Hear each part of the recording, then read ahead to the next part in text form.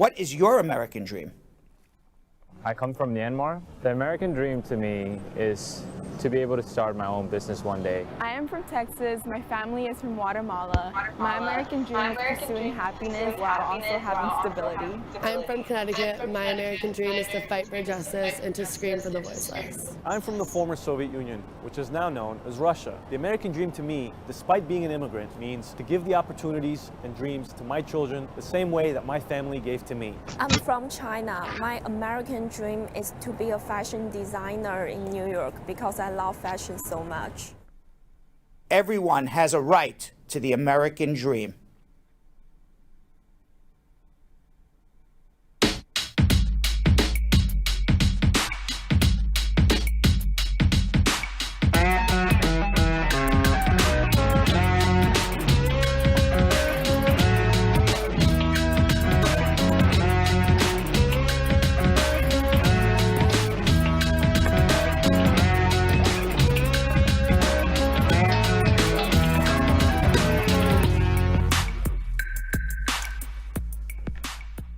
Squat up, everybody. Oh, I gotta fix this. There we, maybe this. There we go. There. I think that's, nope, I'm still off. This is what happens. There we, yeah. Well, as they like to say, better late to the party than never coming at all. What is this? I'm looking at the wrong thing here. Here we go. There we go. Yo-Yo and Vanessa. We're here. There you are. I'm a fashion disaster right now. I You look good now. Now I look good, but nobody. You don't have a spirit to help you out. I want you to know, I have a crew of like 15 people walk in, they walk out, they walk in, they walk out. 15 people, nobody tells me my collar is off. Jeez. They just don't have the eye. But if we were there, Yes. if we were there, Yes. we didn't let you down. Why are you in pumpkin colors today, Yo-Yo? What's up with that? So it's just been a crazy day. I had a cortisone shot on my shoulder, and I could barely like lift my arm up to take off the hoodie. So you just said I'm going all pumpkin. Yes, this is what I wore earlier today. I went and got it early, and like my arm, I can't even move it. It hurts so bad. I thought you were going to tell me because it was in honor of the first day of impeachment, but nope, it was just your arm is killing you. But I did watch. I was watching at the doctor's office. I was watching all the nays and yays or whatever. You're not able to lift your arm at all for like a PSA? Like if we need to do a PSA, Oh, you this can't arm do I it. can. Oh, okay. So you'll be able to do it. My right hand, I can. And Vanessa, you're looking very fashionable today. Thanks. I thought, we're back, so why not make an impression? Here we are. I like your hair today. Thanks. It looks really, really nice. That's what I was going for. I've never done my hair like this before. Thanks for knowing. I like it very, very much. Bravo. Beautiful. Bravo. You look very pretty today. Thank you. I thought I would come in proper for tea, Tuesday tea. I got mine. I got mine too, so I don't know what I got yet, but I got something. Let's say hello to the squad, why don't we, all right? Elizabeth Handsham, squad up. Kwaku Mensi, squad up. Jessica Leamy, how are you? Dion Watson, Marcia McCullough, Dip Fab, Cake Affairs, squad up, how are you? Adewale Lawal, Day Hosea, and Joyce Henry, squad up. By the way, I'm going to get a lot of people saying I didn't say hello to them. And apparently what happens is, because if I log in late, which I did today, I don't see everybody's initial comments, so I apologize. Let's go over to YouTube. Charlotte Muzo, squad up, how are you? 29 Super C. A great squatty saying, let's click under the video, the thumbs up, and make it blue, and share to your loved ones. We don't even pay her for that. She just does it because she loves us. Cordella Douglas, squad up. Miloslav Minkoff, squad up as well. And Carol Anderson, the Tiger, I see on Facebook. Elizabeth Scott. And that's all I see for right now. Yo-Yo and Vanessa, what do you got? Yes. All right, squad. So you already know it's that time. We need you guys to share. This is the first show of the week. So this is the only way we can get the show out. All right. So please, on all social media platforms, I need y'all to share because we're about to start schmoozing with Brad right now. He's going to fill us in on the latest news, including details about President Biden's plan to increase the cap on the number of refugees allowed into the U.S. and the new DACA Senate initiative for the Dreamers. And it's Tuesday Tea with Brad, so we'll be talking celebrity news, including what pop diva Mariah Carey thought about the NFL Super Bowl ads. And of course, you can always call. She didn't have some pleasant things to say, but we'll talk about that in a minute. And you can also call Spar and Bernstein. It is the telephone number that you see scrolling slowly across your screen. Not only is that the number to call to make a consultation with me and my attorneys here at Spar and Bernstein, there's also the same telephone number for you to call right now if you want to get your immigration question asked and answered on our show. And later today, after we go through schmoozing, and after we go through a braducation, and after we go through social media check-in, and after we do it all, I'm going to be speaking with Wilmot Collins, the Liberian-born Mayor of Helena, Montana, about his journey to America as a refugee and his path into United States politics. But right now, Yo-Yo and Vanessa, what time you got? It's time to schmooze with Brad. You got it. Yeah. You like that? What time you got? I like it. I think we got to use that one again, right? That was in my little rundown script here. Like, Yo, Vanessa, what time you got? And you know what? It was very smooth. That works, right? That was smoothly smooth. I like that. All right. Well, President Biden, he announced on Thursday that we haven't seen you guys in a few days, so we got to go through all the updates on the immigration news. He announced on Thursday that he plans to increase the cap on the number of refugees allowed in the United States after Donald Trump slashed it to 0. Now, Biden is aiming to raise the refugee cap up to 125,000 people, which is a big rise from Trump's 15,000. And as a matter of fact, once COVID hit, he reduced it to 0. Now, Biden, in a speech at the State Department, says, I'm approving an executive order to begin the hard work of restoring our refugee admissions program to help meet the unprecedented global need of refugees. He added it is going to take time to rebuild what has been so badly damaged. They're not going to be able to ramp up and get 125,000 people in this year, but it's a lofty goal. There's no way they're going to be able to process 125,000 refugees, not after Trump basically, tore it down to the ground. He also needs Congress to approve that number, but since the Democrats control both houses, I assume that number will pass, perhaps not this year, but by next year, they should get to 125,000. Meanwhile, Biden also said that the immigration bills that he is giving to Congress to pass, all the various amnesty bills, he's not opposed to doing it in piecemeal, meaning it's not going to be one huge legislation that passes that gives everything to everybody all at once. Instead, he wants to do it piece by piece, get things passed that are easy to pass, and hopefully get other things passed that may not be so easy to pass, but he doesn't want to hold up the easy stuff while they're negotiating the harder stuff.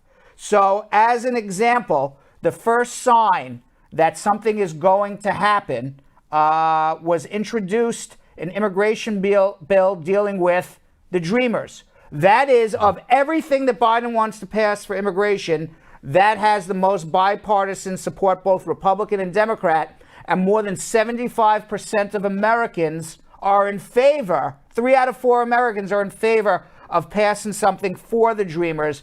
As a result of that, that's going to be the easiest thing to pass. Now, a bipartisan bill, it was authored by Senator Dick Durbin and Republican Senator Lindsey Graham, who is a huge supporter of Donald Trump. So a huge supporter of Donald Trump and Dick Durbin, who has been authoring this DREAM Act for over 20 years, They're calling it the DREAM Act of 2021. The actual legislation was introduced into Congress. This is the first immigration bill that has been introduced into Congress where there is now going to start a debate on it. And it's going to provide young people an opportunity to immediately apply for lawful permanent resident status and eventually citizenship. Now, the Deferred Action for Childhood Arrival program created by Obama in 2012 was a first step. But this DREAM Act of 2021 is going to be a much bigger group of people who will be included in this, if it passes, and it's expected to pass, than what Obama did for the DACA program. The DACA program was just work permission and deferred action. That's exactly what it stands for. Deferred action, meaning that even though you're a deportable alien, we're going to defer that action. We're not going to deport you. And instead, we're just going to give you a work permit while we work things out and figure out how to get you legal. That has left about 2 million young people in limbo. But what about all the young people who didn't qualify for the DACA? What about all the young people who came at a young age but were here for such a long period of time? They're in their middle ages already and still haven't legalized yet. Well, the DREAM Act of 2021 is hopefully going to fix these problems. Now, applicants of the proposed bill, if they meet the following requirements, are going to qualify for conditional permanent resident status immediately. They have to establish, now this is not law yet, but this is a bipartisan bill. Lindsey Graham and Democrat Senator Dick Durbin have introduced it. A Trump supporter and a Democrat have put together this bill. So this may very well pass very soon because it seems to have support from both parties. It is going to establish, and you can get conditional resident status if you fall in these categories. You have to establish that you were here before the age of 17. You have to be physically here and have continuously lived in the United States for 4 years on the day Joe Biden signs the bill. Okay? We don't know when Joe Biden is going to sign the bill. But let's assume he signs it sometime in spring of 2021. That means that you would have had to have been here under the age of 17 by spring of 2017.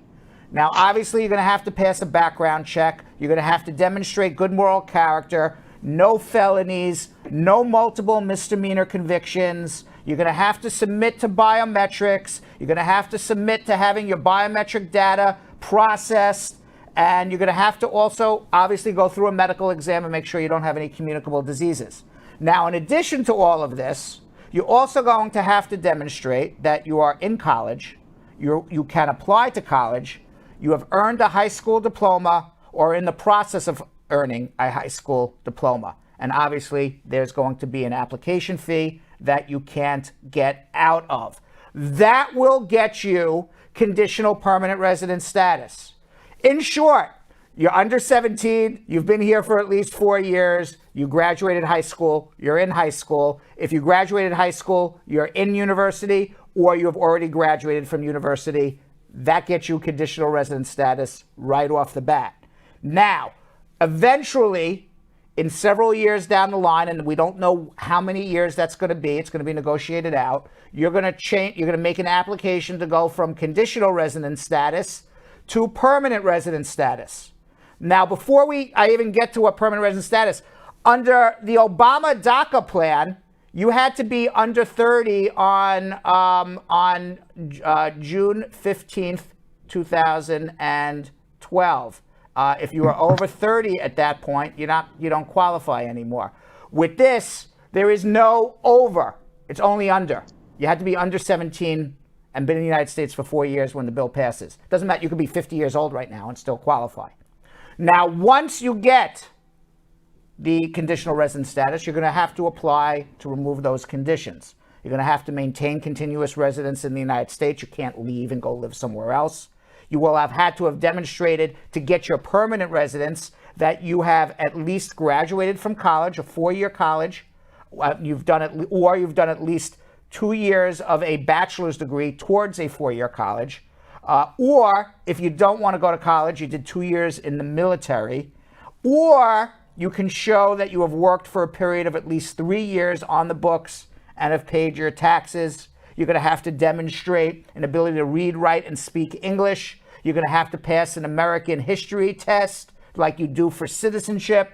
Again, you will have to do another background test. Again, you're going to have to do a demonstration of good moral character. We talk about good moral character all the time. Again, you have to show no felonies, no multiple misdemeanors, submit again to the biometrics, submit again to background checks, and then pay another fee. But that's going to legalize millions and millions and millions of people who came under the age of 17 and were living in the United States for at least 4 years when Joe Biden signs that bill. I have confidence that is going to pass. Now, there's going to be another bill that gets introduced shortly, TPS, amnesty for people with temporary protected status. I think that has a pretty good chance of passing as well. The harder thing is going to be the amnesty for everybody else. I think they're going to have a harder time passing that. I'm not saying they're not going to pass it, but there's going to be a lot of give and take.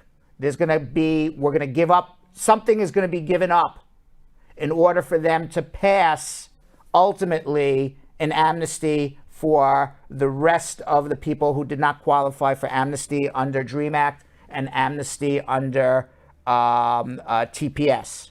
What is that going to be?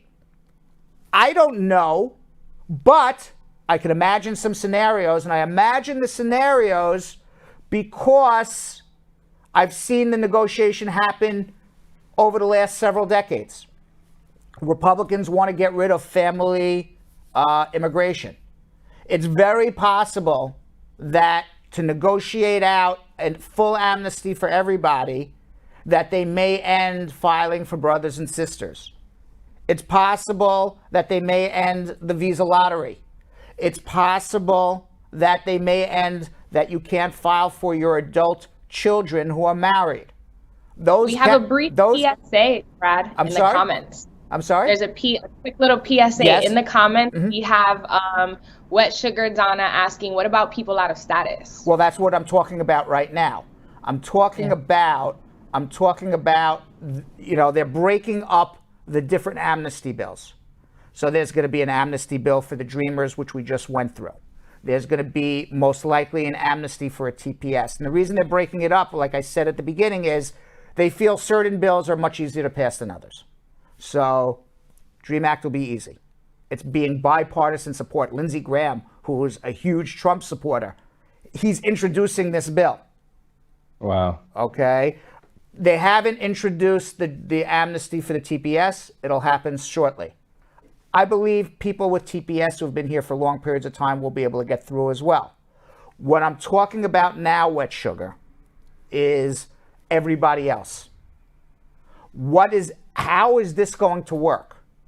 Well, that's going to be harder because as you get to everybody else, there's less support within American society. There's still a majority support for an amnesty for everybody, but less. When you say, 3 out of 4 people want the Dreamers to be able to get a green card and ultimately become a citizen, I can't tell you honestly that 3 out of 4 Americans want every person who's undocumented here to get a green card and become a citizen. It's going to be less than 75%. It's going to be harder to get Republican support for that. So right now, the way that Biden is doing it is for Dreamers, a TPS, and then an immigration overhaul. That'll be the third bill. So when you do immigration overhaul, that's not, I'm just giving you amnesty. That is, we're overhauling the system. And as part of the overhaul of the U.S. immigration system, if they can strike a deal, the deal will be, we're going to give amnesty to everybody else, including the people that Wet Sugar is asking about. Anyone who is undocumented will get an amnesty. But there's going to be a give and take. Politics, we didn't see this in the last 4 years, but politics is supposed to be the art of compromise. So there has to be a give and take, a compromise, because many Republicans and even some moderate Democrats want to see immigration overhauled. What would an overhaul look like? So I was talking about it. Perhaps there would be no more filing for brothers and sisters. Perhaps there would be no more filing for adult children of U.S. citizens. Perhaps there would be no more visa lottery. Perhaps they will tighten definitions of what an aggravated felony is. People who commit crimes may have less chance to stay in America. I could envision a situation like that in return for an amnesty for everybody else. So that's going to be a harder give and take. That's going to be a political game.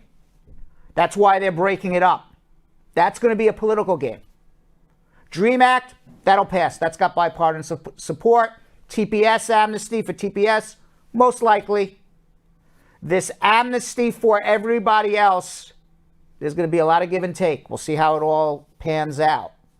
So that's what's happening here right now. So you're going to see the bills come in different parts, and the harder bills to pass is going to be more. We have to overhaul immigration and give something to Republicans to get the amnesty for everybody else.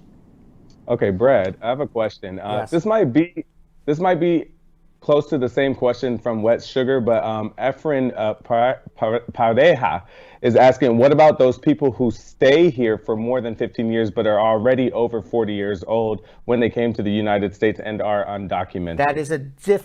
That's a different question than Wet Sugar. It's if he's talking about DREAM Act people, right? What I said, and I talk very fast, so I get it, and I gave a lot of information in a very short period of time. So everyone's like, woo, went right through everybody. Right. So yeah, so right, it happens to everybody. It happens to me too. Sometimes I talk and I'm like, wait, did I say that? Did I say this? So right.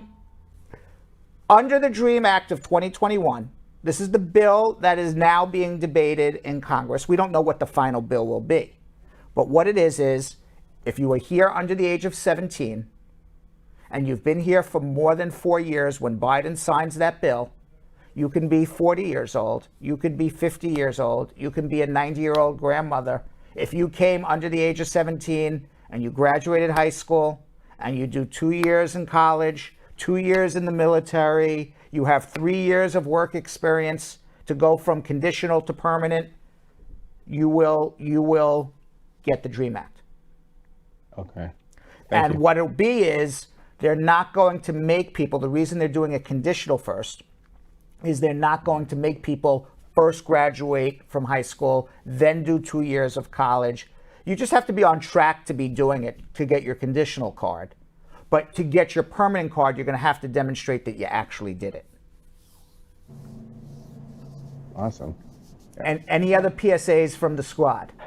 So that's basically what we want to start doing from now on, is just like kind of give you some of the questions for the topics that you're actually talking about now. So right, because I think they pretty much get it. I mean, Wet Sugar said hopefully something can be done for people who are working and paying their taxes and law-abiding people. So I think it's ultimately going to happen. I think DREAM Act will happen first. It's going to be in stages. Then it'll be TPS. And then it will be an entire immigration overhaul where certain groups of people will lose in order for people who are undocumented in America to win. Gotcha. Okay, and who are those certain groups of people? Could be people applying for the visa lottery. It could be brothers and sisters of U.S. citizens. It could be adult married children of U.S. citizens. I can see all of them losing in order for undocumented people in America to win. I could see that. I'm not saying that's fair. I'm not saying that that's how I would want it to happen. I'm just giving a reality check to everybody. What I think is going to happen. I could be wrong. We'll see. We like what you think, though. Right. We like what you think. Okay. Meanwhile, usually you're right. Yes. Meanwhile, the Senate has started their second impeachment of Donald Trump today. Now, GOP Senator Pat Toomey says it is very unlikely that the Senate is going to vote to convict Donald Trump, especially since 45 Senate Republicans previously voted to suggest the trial should not go forward. Now, the reason why I believe Donald Trump will not, they came up with a constitutional argument that you can't impeach somebody if they've already not in office. So what are you asking them to do? You're saying you should leave office, but you've already left office. So, and that's the constitutional argument. You can't impeach somebody if they've already left office. Too late, you know. But, you know, I think the Democrats had a really good response to that. You know what their response was, Vanessa?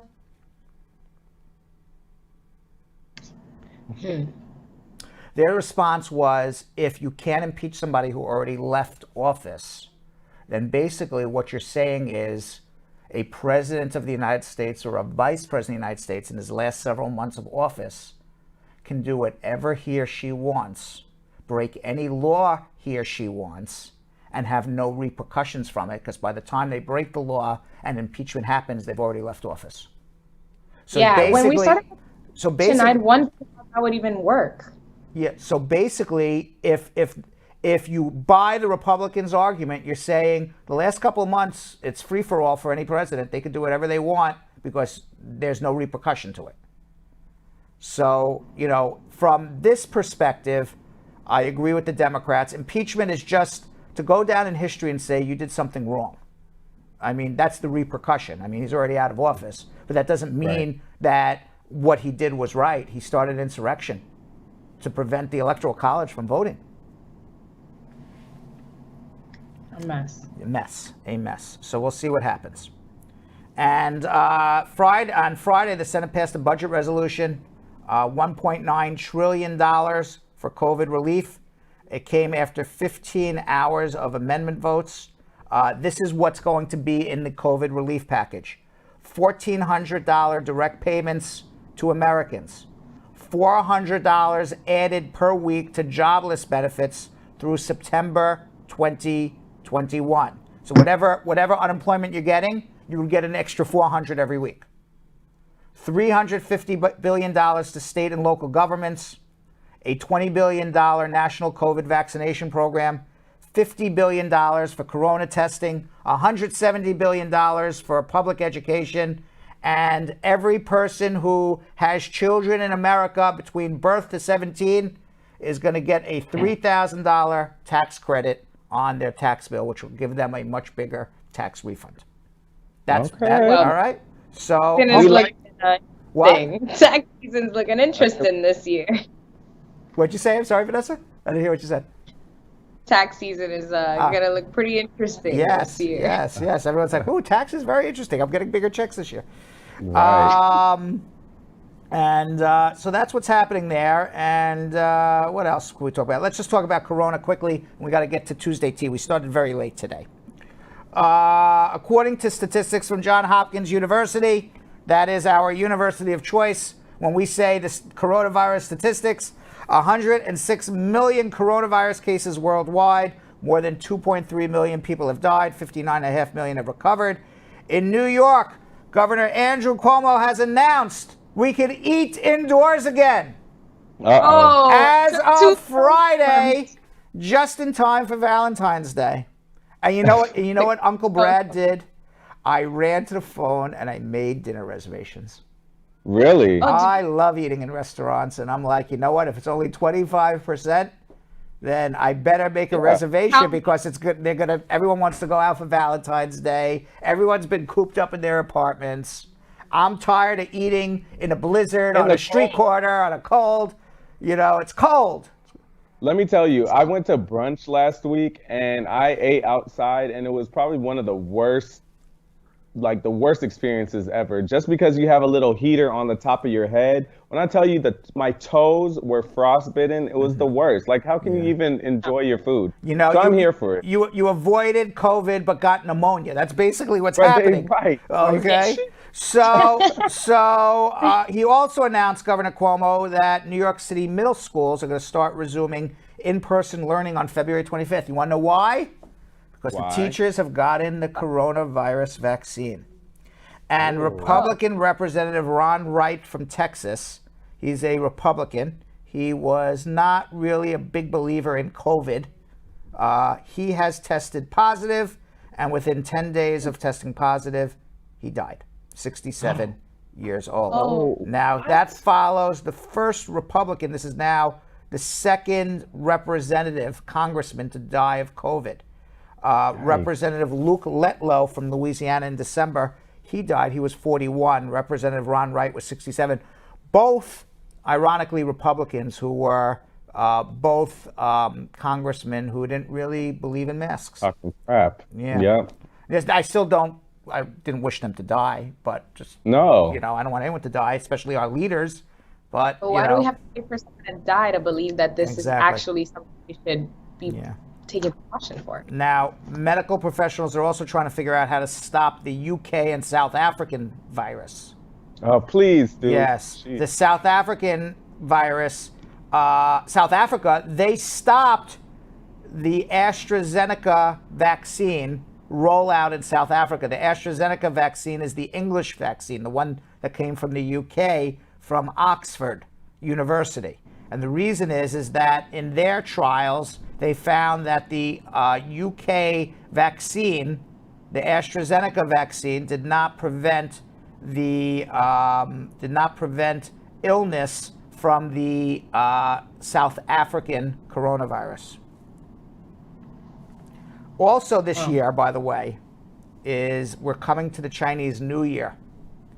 It was last Chinese New Year, and I'm not being Donald Trump, but I mean this is reality, when people from China traveled all over the world, and that's when Italy ended up in a lockdown and everything else. That's how, if you believe that coronavirus came from China, I'm not saying it came from a lab, it could have came from a bat, who knows where it came from, but it did originate somewhere in China, and it was during this Chinese New Year in mid-February of last year when a lot of people from China traveled around the world, and that's when it started spreading like crazy. So we're at that 1 year mark right now. China has asked their population to stay put this year. I remember covering it last year. I can't believe it's been that whole year, but that makes perfect sense. We're going to have to drink some tea pretty fast, though, because we're running very late. Let's drink some tea. It's tea time, I think. What do we have here? I have some tea. I have pure peppermint I was left today by the staff, guys. Pure peppermint. Oh, that's nice. Yes, peppermint tea. Not bad. Not bad. Right. I like Excuse me, Maestro. We need some more tea. I'm not done with my tea. More tea. We need some more tea music. More tea music. Cue the tea. Cue the tea music. Yes. We keep playing this until I'm ready to talk. In the meantime, I'll just make my tea.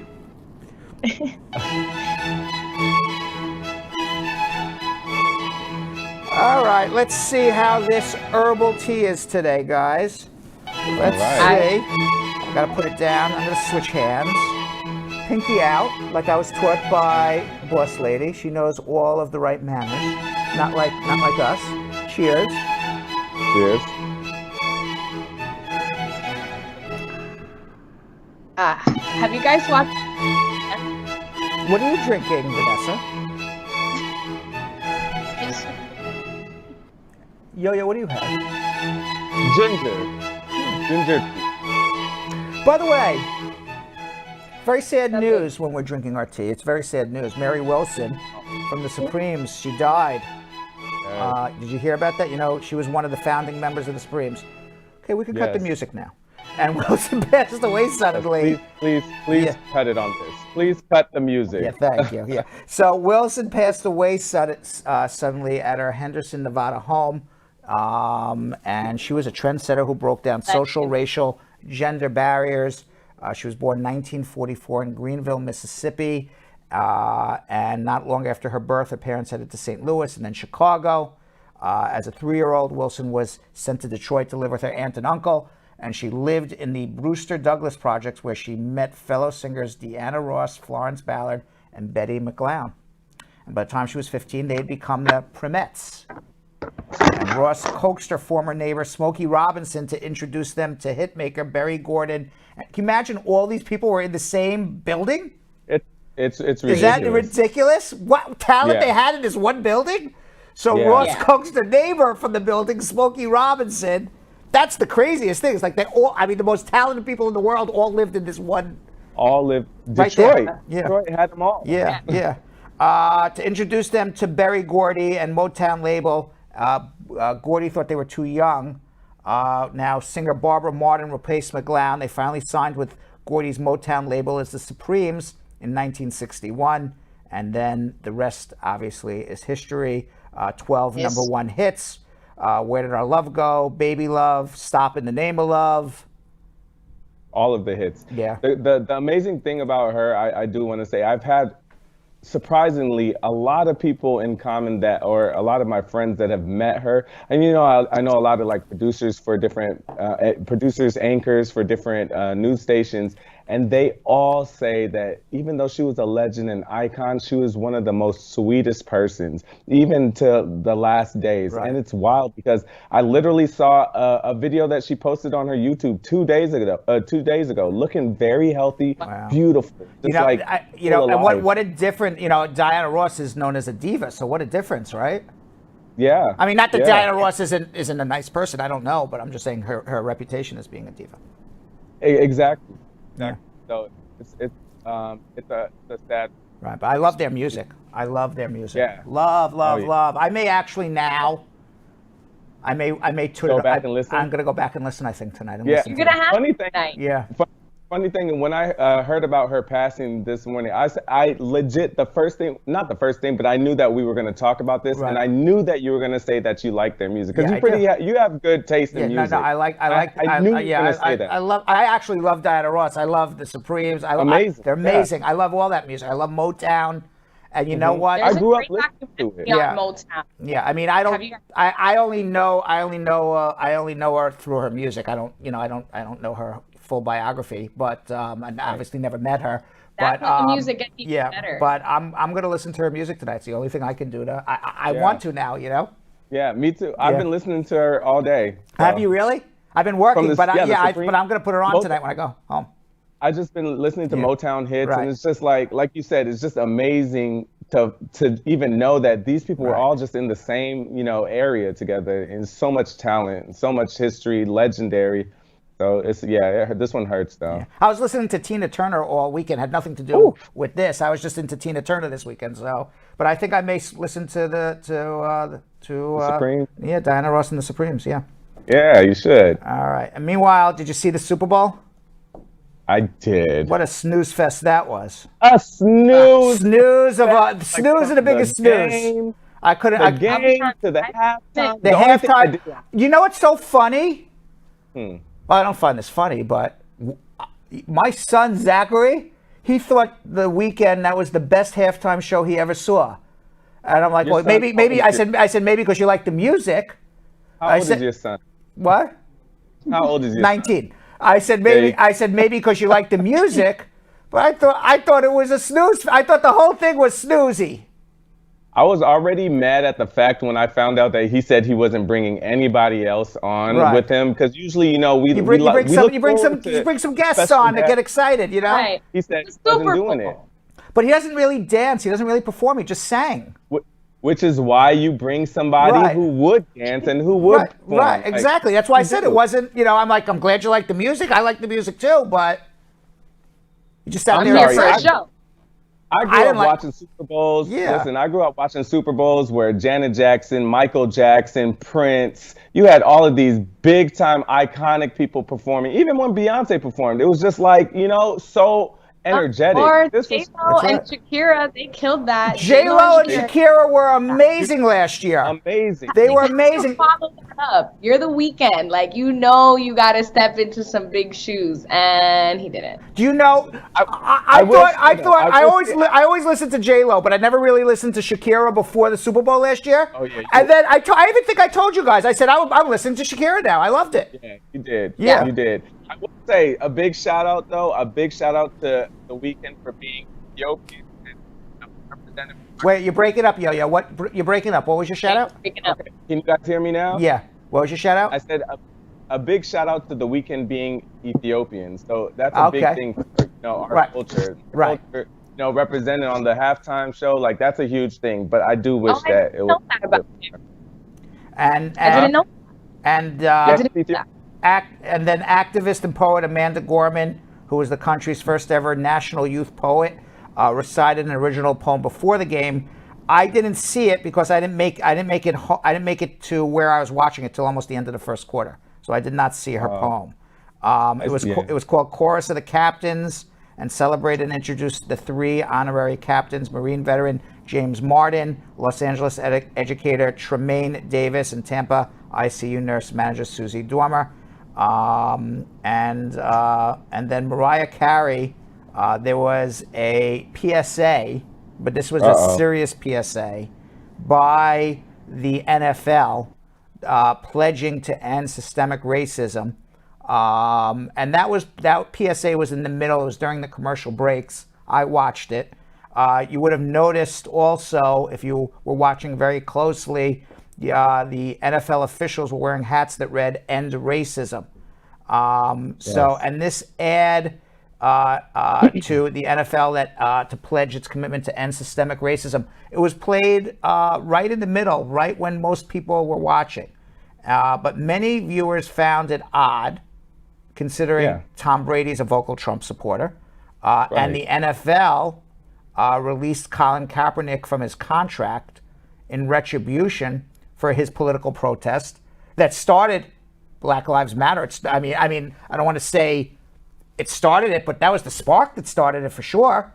His kneeling during the national anthem to draw attention to systemic racism, that started everything. And they didn't even mention his name. Nothing. He didn't. His face. Nothing. That's why I really wasn't here for all of the commercials and all of the little hoopla that they were giving, because it's like the black population took their money and their views away from the Super Bowl years ago when they weren't supporting. Yes. And now all of a sudden they have all of this. I was just like, Yeah, it's like people are they're over it. Like it's as if it was just under the rug. Yeah. I mean, all the other commercials were kind of fun and funny and fine. It was entertaining. But if you're going to do something, then you got to do it the right way. You just can't say Colin Kaepernick didn't exist. Right. Okay. And then not only does he not exist, he's still not in the NFL in any capacity. Nope. In zero capacity. Not as a player, not as a spokesperson for racial equality for the NFL. What about that position?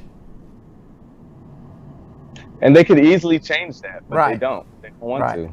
Now, meanwhile, singer Mariah Carey, she agrees. She agrees, Yo-Yo, with you 100%. She tweeted, "Happy Colin Kaepernick Appreciation Day," and she was not the only person.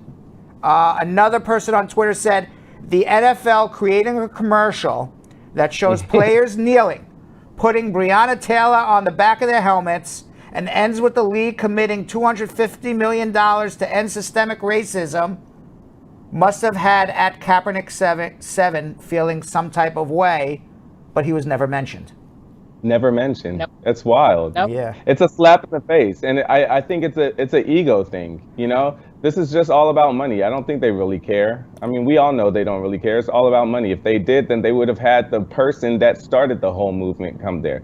But it was a slap in the face to them. They said that he disrespected the NFL. They said they disrespected. He didn't represent the league well. So obviously they're not going to have him on there, which is why if they don't do the right thing, I don't take that as any type of support. Well, I'll tell you what NFL Commissioner Roger Goodell said of Kaepernick. And this is what he said last week. He said very clearly back in June that we wish we had listened to our players earlier, and we had a lot of players that were coming and bringing these issues to us. But he doesn't mention Kaepernick's name. He should have listened to our players. Let's keep it generic. Yes. All right. We got to get to answer some immigration questions. Let's do it. All right. That's our Tuesday tea. But in today's Braducation... I'm sorry? That was good tea. Yeah, let me just finish my tea. 1 second. Yeah. Good tea. Thank you. It's very good. I like this herbal tea. Let's bring the herbal tea back next week. I like this. That was very good. In today's Braducation, I answer the question, will a DUI affect my immigration case? Let's watch. You know, sometimes I unfortunately get these telephone calls that say, hey, Brad, I just got pulled over for drinking. I got arrested. I got to go back to court. I'm not a U.S. citizen. Should I be concerned? Well, if you plead guilty to a driving under the influence, generally in most states, driving under the influence is not a deportable offense and it is not an inadmissible offense. But driving under the influence does affect good moral character on applications for your green card. It does affect good moral character for your applications for citizenship. So you still have to be concerned about a DUI. In addition, if you have a DWI, a driving while intoxicated, then that is a crime of moral turpitude. If it is a crime of moral turpitude, it could affect you traveling. It may make you inadmissible. It may make you deportable. But for whatever you do, before you plead guilty to anything, check with a good immigration lawyer. All right.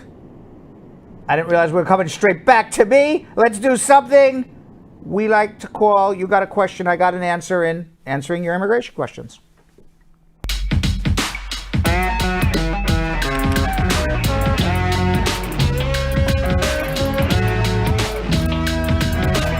All right, Monica from Boston, Massachusetts. How are you? I'm good. How are you? Good, good. What's going on? How can I help you? So I want to ask you a question. I'm sorry I called you last week to ask about it, but I just want to be a little bit more specific. Sure. So I have to apply for my husband's AOS, and I'm a U.S. citizen. Right. But I also applied for a job, and most likely by the end of March, I will know about my job, and I will know whether I will continue to live in Massachusetts or if I will move to another state, which will be around June or July. So do you suggest, should I apply for his AOS right now, or should I wait for June or July so that things will get more clear? No, file now, because June or July could be July 31st, and we're in February, so that's March, April, May, June. You're saying to delay the case 5 months. Right. Okay, because in 5 months he'll have his work permit. He'll be able to help support the family, the household. Right. So file now. And in 5 months, if you happen to leave and move somewhere else, you would do a change of address and change your application. Now, ultimately, what do you gain by filing now? You gain that he gets his work permit a lot faster. What do you lose? Nothing. Why? Because let's assume you file now and you move. If you file now and move, wherever you move to, yes, the application goes to the end of the line. It's as if you filed in July. It would be in the same exact spot as if you held off and filed in July. Right. So it makes no sense to wait. If you were telling me you were going to move in 2-3 weeks, I'd say, yeah, wait. So, you don't have to transfer files. But in this particular case, 5 months, you should absolutely file. You have everything to gain and nothing to lose. All right. Thank you so much. You're very welcome. My pleasure. You got it? Yes, I got it. Okay. Thank you. Bye. Bye-bye. Let's go to Angela in West Palm Beach, Florida. Angela. Angela. Yes. Good, Hi, how are you? Good night, lawyer. How you doing? I am doing well. It's so nice listening to your program. I follow you on YouTube. Oh, thank you. I have 2 questions here. I got arrested in 20. I got my green card in 2009. In 2010, I got arrested for domestic violence. My husband and I, we have a fight, and right. I got locked up. All right. During that time, I got my 2 years green card. After it was expired, I got I didn't get my 10-year. I have to renew the condition, and I sent it through to USCIS. And it was a period that did it for us, so they wanted evidence and everything else. You have a real marriage. Yes. Okay. Did you but remove? then Did you we're remove? divorced now anyway. Okay. Anyway, did you remove the conditions?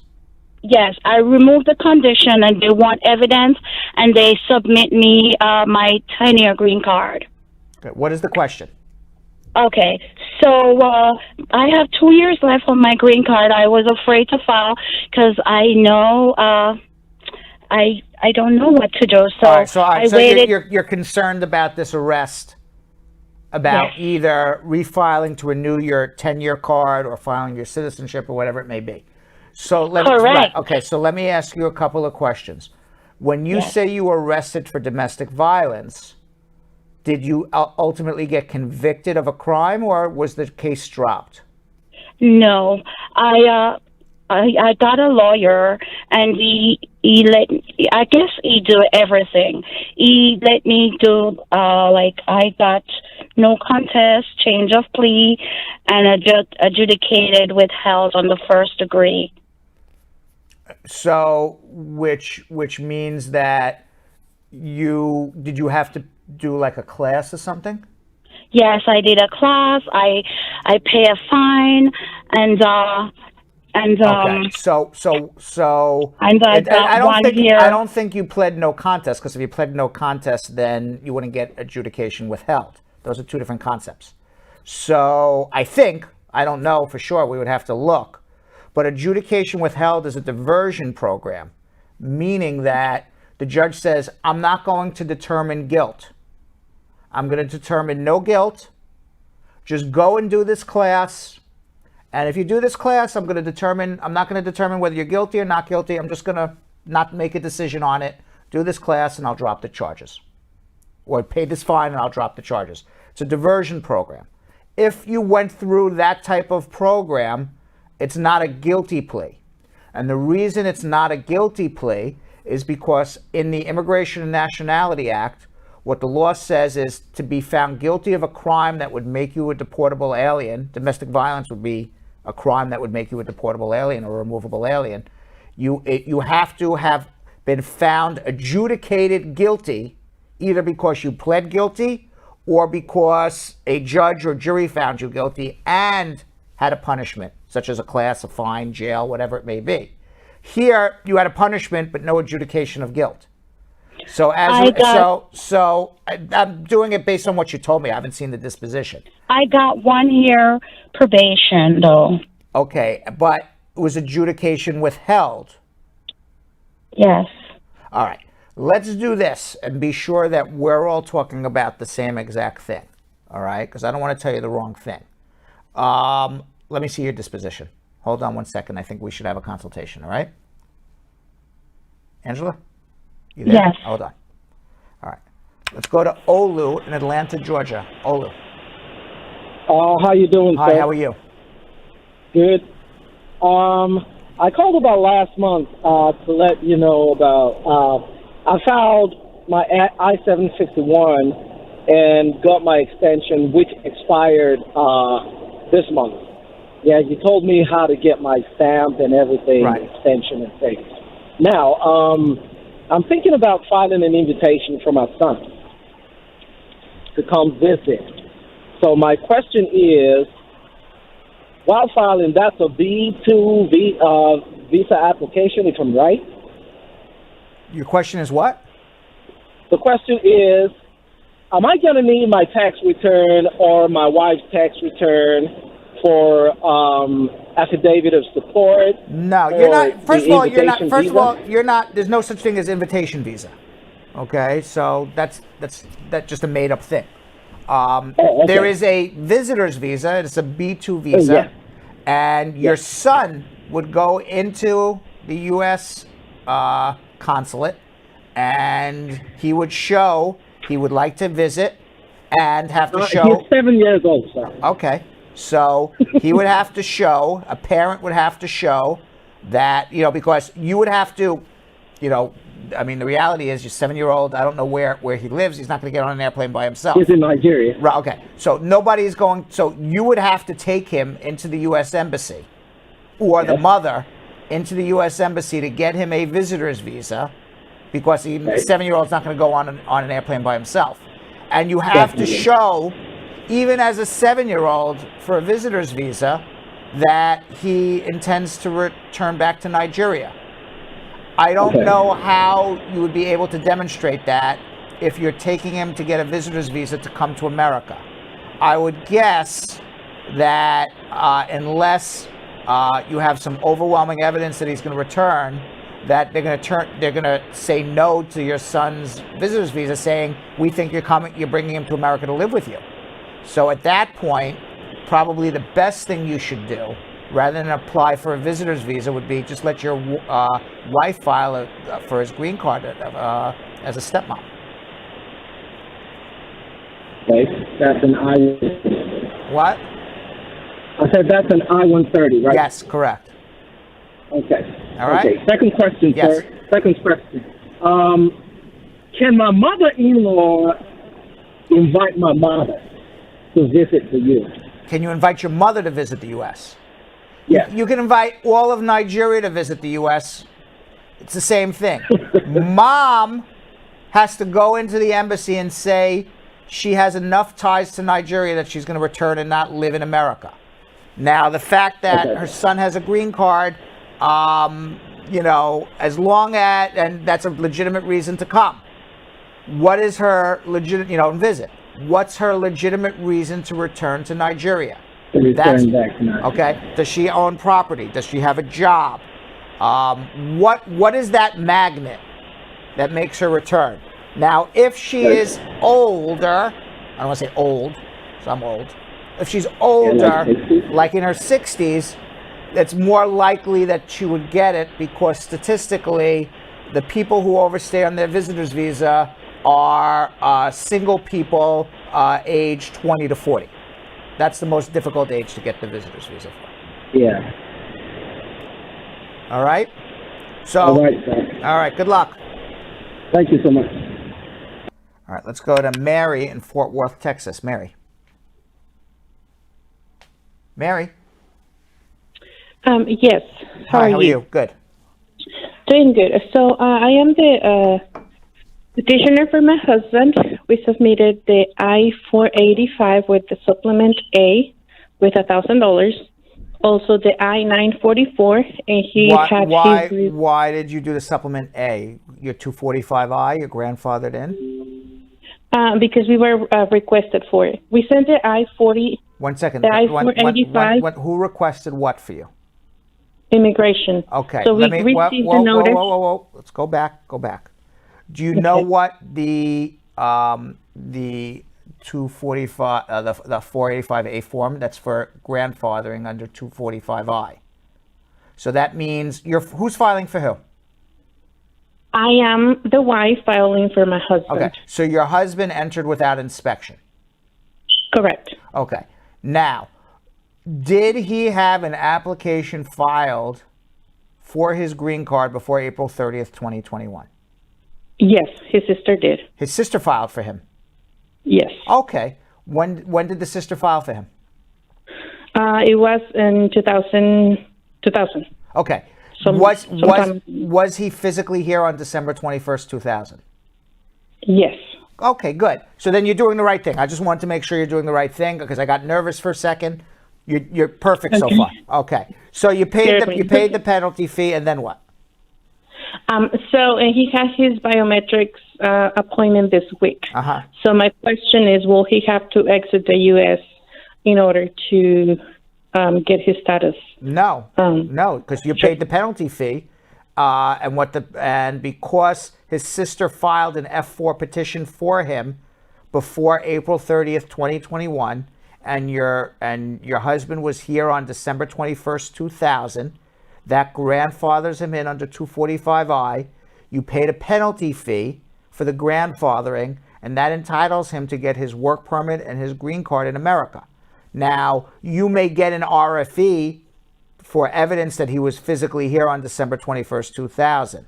You may get an RFE to say, prove to us the sister filed. But if you can prove those two things, he gets his green card here. Okay, and after having his biometrics appointment, how long would it take for him? Would he get an interview or not? If you did everything properly, he will get an interview. Okay. Did you do everything properly? I don't have the slightest idea. But legally, I am assuming I did. But legally, what you're explaining to me is legally he's eligible to adjust his status. Okay, without exiting the U.S. Right, Okay. because if he exits the U.S., he's not coming back, so he should not be doing that. All right. Right? Perfect. Okay, Mary. So there's no any other applications or anything, any penalties that he would have to worry about? Well, it sounds like you did everything properly based on what you're describing to me without me actually looking at it. I can't tell you 100%, but it sounds like you did everything properly, and it sounds like he's on his way. They took his biometrics, and it sounds like he's on his way to adjusting his status. Okay, great. Right. Thank you so much. You're welcome. Liz in Long Island. Liz. Hi, Brad. Hi, how are you? How are you? Good, how are you? Oh, my God. I have been on this line for about an hour, but I am Liz, happy that I'm finally on. Thank you. I have been talking for over an hour, so imagine you just had to listen. I got to do all the talking. God. Woo, I'm exhausted. All right, what can I do to help you? Okay, so I want to say, before I tell you how you can help me, I want to say that you guys have been doing a very great job. I appreciate that. Thank you very much, Liz. Okay, so I have been in the United States from October of 2019. Mm-hmm. When I came in, I got 6 months to stay in the country, which would have been up in April. Due to COVID and the airport was shut down, I overstayed through April, and I'm here. What should I do? You've been overstayed for how long now?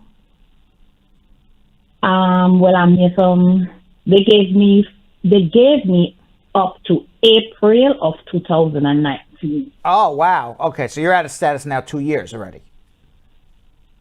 So, well, 2000, yes, almost no, coming it's going to on be to a year and couple months. Well, you said April 2019, no?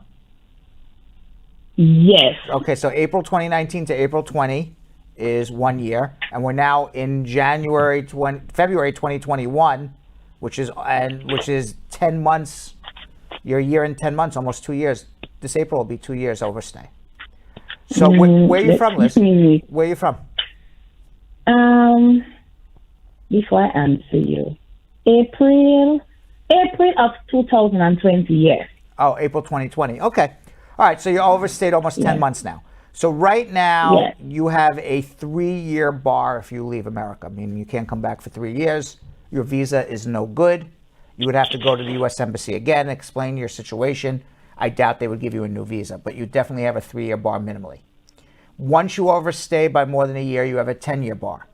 Now, once you also overstay, it's going to be extraordinarily difficult for you to get back into status here in any sort of non-immigrant visa status. The time to have dealt with it was before you overstayed, not after.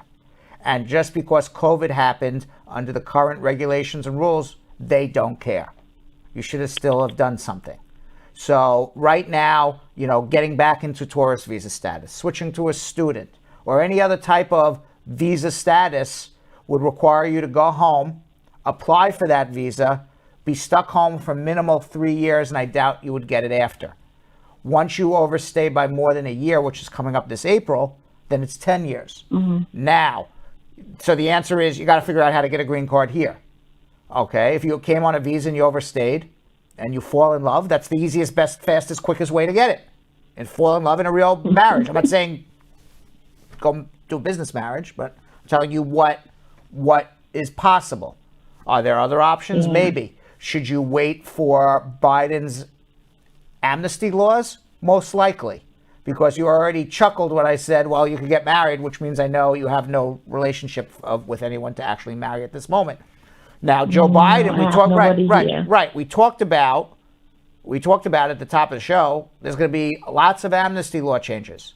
So what you need to do is just, at the moment, listen, hang in there. It's going to be a few months, and we're going to know and see everything that happens.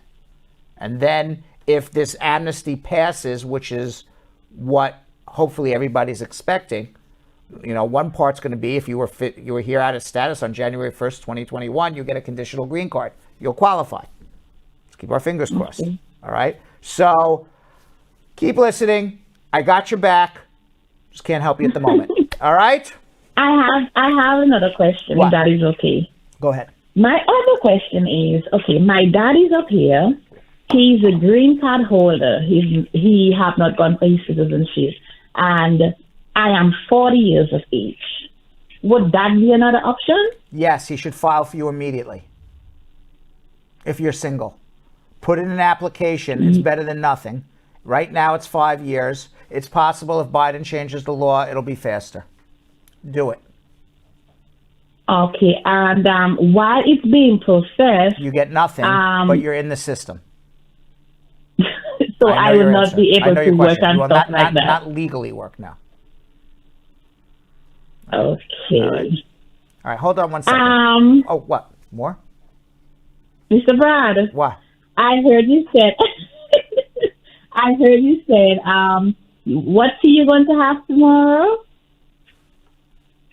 You said you were going to have some kind of tea. I'm going to tell you the tea you should make. You should make garlic, ginger, and turmeric. That is the tea that helps COVID. Oh, thank you very much. Garlic, yes, ginger, garlic, ginger, and turmeric. Turmeric. Yes. You say potato, I say potato, but I'm probably saying it improperly. But yes, I know what you're talking about. Turmeric. Okay. I say turmeric. It's my New York accent. But okay, I'm going to try it, and I will let you know. Yes. Okay. But hang it. But thank you very much. And but I mean, in all seriousness, for you, and thank you for the T-tip, because I always like T-tips. But in all seriousness, for you, I think good things will happen for you in a few months. Just hang in there. Okay. I think the laws are going to change. Sir, thank you. Right? Okay. Thank you, sir. Akbar in Phoenix. Akbar. Hello. How are you? I'm doing good. How you doing? Good. What's going on? Yeah, I talked to you 2 months ago. So I completed my. I'm trying to get my interview next week for my citizenship. Congratulations. And so I got charged with a prostitution a couple months ago. Oh, and I completed my classes. They're not going to make you a citizen. Is the case resolved? Yes, I completed my classes, so I'm waiting for my to dismiss. All right, because what's going to happen is this: when you go for your naturalization, they're going to ask you. Why am I getting a feedback? They're going to ask you. I'm still getting feedback. Why is that? Okay. They're going to. Akbar. Yes. All right. Shut off whatever you're listening to. Okay. So what they're going to ask you is, have you ever been arrested? Akbar, you got to shut off. I'm getting feedback again. Hold on. All right. They're going to ask you. I hope Akbar's listening, because he's listening to his phone instead of listening. He's listening to the show instead of listening to me. They're going to ask you, Akbar, have you ever been arrested since the time of the interview? And the answer is, you have to be honest, is yes. And then they're going to say, let me see the disposition. And they're not going to swear you in. And then they're going to re-interview you again. Unfortunately, that's what's going to happen. If you lie, and they know you got arrested, then you're going to have a huge, huge problem. Let's go to Kadisha in Brooklyn. Kadisha.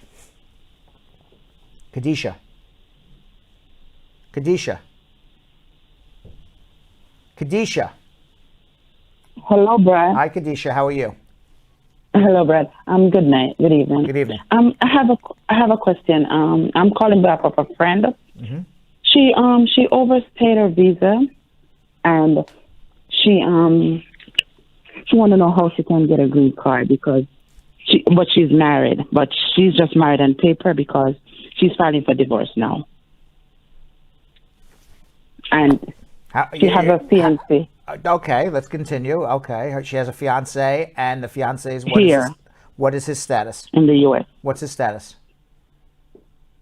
He's a green card holder. Okay, and she's overstayed her time? Yes. Okay, and how long has the fiancé had a green card? Over 5 years. Okay, and where's she doing her divorce right now? In Jamaica. Why is she doing the divorce in Jamaica? Takes forever. I don't know. Takes, you know. She could do it here too? if she's been here in the United States for a period of time, absolutely. Because in Jamaica, I've heard people say donkey years. That's what a divorce takes in Jamaica. So if you, like, for example, in New York, if you're living in New York for more than 2 years, whether you're in status or out of status, you can do a divorce. It takes a few months. Okay. She been here just in December. Okay, so she has not overstayed yet. Yeah, they gave her 2 weeks. They only gave her 2 weeks to stay, so she's overstayed. Yeah. All right, so she can't do her divorce. Certainly not in New York yet. The fiance needs to start his citizenship immediately, and she needs to get on the phone with her lawyer in Jamaica and, push it along a little bit. You know what I'm saying? And then she needs to be divorced and married to an American. So hopefully all of that will happen in another 6, 7, 8 months if the fiance does the citizenship right now. So I would be doing two things: get the citizenship in for the fiance and get on the phone with the lawyer in Jamaica and get that divorce moving. All right, that'll still be the fastest way. Even if there's an amnesty, that will still be the fastest way. Amnesty is going to take some time. Okay, right? So once she get divorced, she can remarry, and once she gets divorced, she can marry the next day, and she has to make sure that her fiance is a citizen. So start that citizenship now. Okay, so the fiance can do it while he's a green card holder? He can, but if she's overstayed, she would have to go back to Jamaica, which she doesn't want to do. That's a whole other process. Provisional waivers. Okay. So start the citizenship. Okay, thank you so much. Thank you. All right. Patrick in Brooklyn. Patrick. Yes. Hi, how are you? Hello? How are you? Hey, Brad, how's it going, man? Good, what's going on? I've been waiting for hours now. Can you hear me? 4 hours. All right, I got you. What's going on? Yeah, Brad, I got a question, man. I got a few stuff going on. I'm a 10 years resident, green card holder, and I was trying to travel outside the U.S. Since I came 2011, I haven't traveled yet. So if you got a pending case and like a misdemeanor warrant, can you travel outside the U.S. and come back? You have a warrant? No, they're going to stop you at the airport and send you over to the jurisdiction where there's a warrant. And you have a misdemeanor anyways. You're going to have a problem. You got to deal with the warrant, and I don't know what the misdemeanor is. What do you have a warrant for? It's like unpaid fine. A what? It's like unpaid. I pled guilty to something, and they asked me to pay $1,500.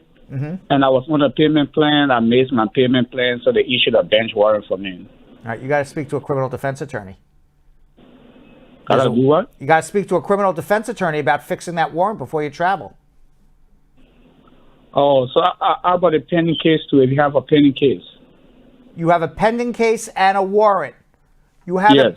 How do you expect to travel? They're gonna put you in deportation, man. I mean, it's like I was thinking you guys are misdemeanor and stuff, so that's why I was looking at. Patrick, I don't know. Patrick. Yes. How long you been in the United States? Since 2011, October 20. Okay, how old are you? I'm above the 33 this year. You're 33 years old. All right. Yeah. Okay. You want to have an opportunity to live here for the rest of your life. You got to fix these problems, man. Because other than that, you're looking for trouble. You're doing things that are extraordinarily reckless. Traveling. Yeah, and I'll be honest with you. How can you afford to go travel, but you can't afford to pay $1,500 fine? You're not even using your money, the right way. You got to fix your problem here before you go traveling. Okay. All right, hold on 1 second. You need help. Misha in Queens. Yes, hi. Good afternoon. Hi, how are you? I'm good. How are you? Enjoying your show. Thank you very much.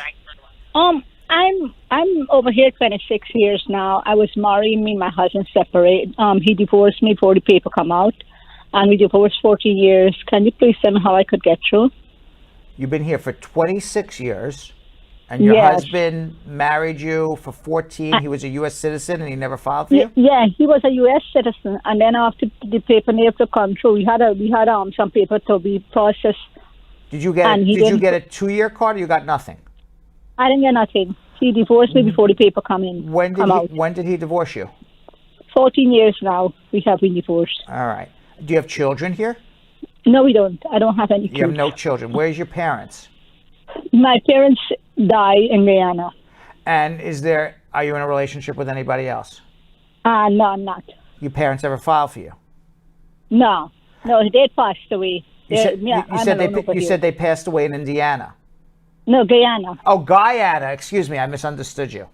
I would have talked to you about whether there was an abuse case or not, a VAWA case, but you can't file a VAWA case if you're divorced more than 2 years, and you've been divorced 14 years. 14 years, so there's no even use in talking about that right now. So you are somebody who's been here a very long time, who's out of status, you don't have a relationship with anybody. You are a perfect example of somebody who needs to wait on this amnesty. And it's going to happen hopefully very soon, so hang in there, okay?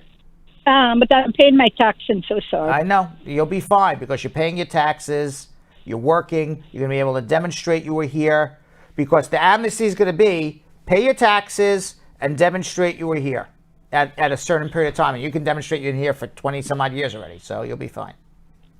Okay, thank you very much. All right, so just hang in there and keep watching, all right? I will, thank you. Jennifer in Boston. Jennifer. Hello?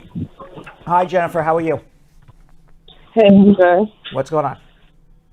Okay, so I had my citizenship test interview in March next month, and I have a misdemeanor. It was 2 years ago, but it got dismissed. So I was just wondering, am I still going to get approved or? What was the misdemeanor for? It was assault with dangerous weapon. And the case was dismissed? Yes, it was dismissed. All right. And that's your only arrest ever? Yeah, I've been here since 2004, yes. Okay. The answer is, I mean, I don't know 100% certain you're going to become a citizen, but you should. You have one arrest, one bad day that you had. You have to prove good moral character for the last 5 years. Okay. You're allowed to have a bad day. I've said it many times. You had a bad day. The case was dismissed. Obviously, they didn't have enough evidence to prove anything against you, or you would have been found guilty of something. So, you got arrested. The case dismissed. To me, that doesn't show bad moral character. If you got arrested several different times and several different days for the same thing and they all got dismissed, now you're looking at a bad moral character issue.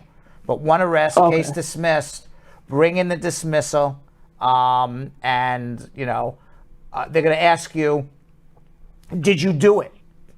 Did you assault this person? I don't want you to answer. Okay? But I will say this. If you say, yes, I did it, and I got lucky and they got off, they're going to deny you. They're going to say she admitted to a crime. Okay? So, if it was a misunderstanding, you got arrested, they didn't have anything against you, I didn't do anything wrong, should be okay. Yeah, it was definitely a misunderstanding. I don't even know why I got arrested. Just be truthful. I was the one who called the cops. Right. Just be truthful. But I think you'll be fine. Just be truthful, but I think you'll be fine. Even if it was in 2018, it'll still be all right? Yes, because as I said, it's within the 5 years of moral character that they're going to look at. So they're certainly going to look at it. I can't say they're not. And I can't sit here and give you a personal guarantee you're going to be a citizen. But in my opinion, if you have an arrest and the case was dismissed, and it was a misdemeanor arrest, and it only happened one time in your entire life, I think that doesn't mean you're a bad person. Okay, thank you. All right? Okay. Rick in Long Island. Hey, good afternoon, Brad. How are you? Good. I got a quick question for you. So I'm a naturalized U.S. citizen, and I got a daughter in Jamaica. Mm-hmm.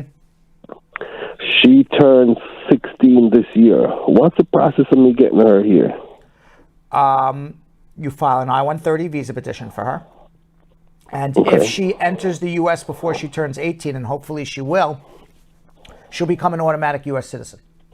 Okay. And what's good about that is this.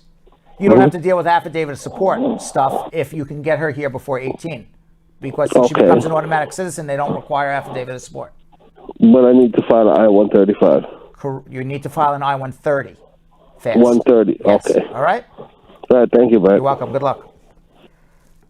Tanique in Orlando, Florida. Tanique. Hey, Brad. How you doing? Great. How you doing? I'm doing fine. I have a question. Right. So I petitioned for my daughter. She's 6 from 2018, right? 2000 last year, I got through with NVC.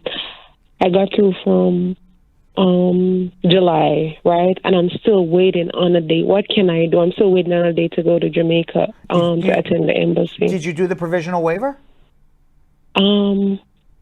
No. And you're in Orlando, Florida at the moment? Yes. And what is your status here? Permanent resident.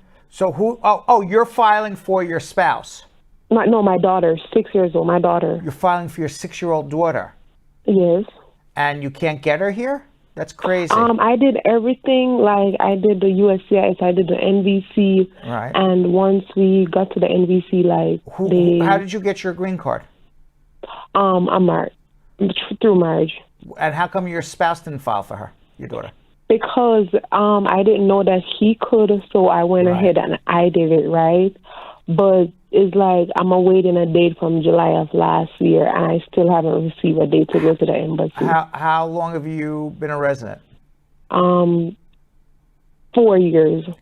Are you still married to your spouse? Yes. Have you filed for your citizenship?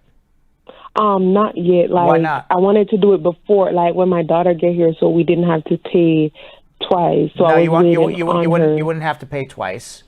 You should file for your citizenship right now, because if you're a citizen, you would have a bigger leg to stand on to say, I'm a U.S. citizen, I'm filing for my daughter, versus a permanent resident. And it will be faster for you to become a citizen than for your spouse at this point to refile. The reason that she didn't get through is because Trump had has the proclamation. Right, that ends in March 31st. But now I'm thinking after it ends March 31st, and hopefully Biden doesn't extend it, the problem is going to be there's going to be so many people who need appointments. They're going to prioritize for American citizens always. File your citizenship. Okay. Do it now. If I send them a expedite request, like, what will I have to put in it? Because right now I'm pregnant and I want to get her here before. I'm 5 months pregnant and I don't want to, wait until after I have the baby to go and get her. That's not a reason to expedite. There's no humanitarian reason for that. That's not a reason. Okay. File your citizenship. Okay, thank you very much. Right, okay. Abigail in Long Island. Abigail. Hey, Uncle Brad. Hi, Good how are you? night. Good night. So I have a question. So I filed for my husband. He got through in December. In the book, in the passport, it says April 10th. So my question, that means he have up to April 10th to leave the islands? He has up to April 10th to show up in America. To show up in America? Not leave. If he leaves on April 10th, he's showing up too late. Okay. Be here by the 9th.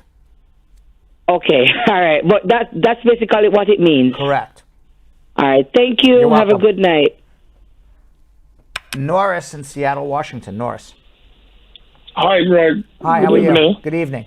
Good. Good to talk to you again. Thank you. I have a question for my sister. She filed for her citizenship 2018, and she went to the interview 2019, passed the exams, and the only problem, they couldn't approve her citizenship. At that time was when she was filling the paperwork, she forgot to add all her children on the form. What do you mean you forget to add your children? What kind of? How do you forget to add children? Yeah, she thought one of her children was in Africa at the time, so she thought she can only put children in Africa instead of adding the citizens. So when she got her green card, she didn't put her children on, and now she's filing for citizenship, and now she's adding children. Right. So they want to prove of a citizen children to be the birth certificate to be sent to the immigration for them to. Okay, so now she has two issues. One is they think she may have made a misrepresentation when she got a green card. And two is they may or may not believe that these children are her children. Maybe she never had children, and now she's adding children onto her citizenship because she wants to bring some children over from Africa that she may or may not be the mother of. So, so where is she at with all of this? Oh, she's in Seattle. She's in Seattle with me in Seattle. She's a citizen now. No, she went to a citizen test on the 2019, and she passed. Like I was saying, she passed the exams. And because she didn't, she forgot to add those two children. They said she should bring the children. Is your wife a U.S. citizen right now? No. Okay, so she has a problem, which is what I just told you. Because she either lied then, lied now, but they're going to catch her somehow lying. And I forgot to add children is not a good excuse. We need to figure this one out. So hold on one second, all right? She needs to have a consultation.